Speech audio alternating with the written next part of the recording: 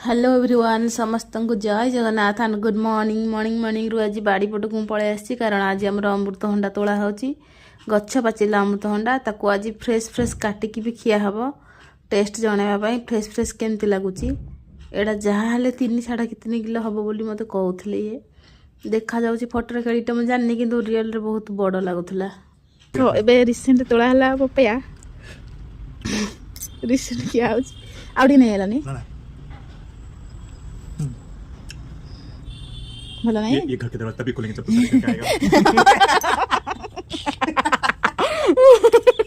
comedy समस्ते tiffin करके अमृतभंडा भी खाई सारी देन मो पाली आसीगला मोर मन नाला मुझे भूली जाइए अमृतभंडा आने को ये खाऊली मोर ऑल टाइम फेवरेट गाँव को आसिले गुलगुला मटर तरकारी बरा जहाँ मिले देन माँ आनिकी मत धरईली अमृतभंडा आ फ्रेश फ्रेश अमृतभंडा पुणी बाड़ी तोड़ा होता जहाँ लगुला बाबा बाबा बाबा बहुत टेस्टी थिला एक्चुअली रियल आम बाड़ी बोली कहूनी किंतु टेस्टी तो थिला आउ खाई सारिकी कम लगिगलु दिन रोषे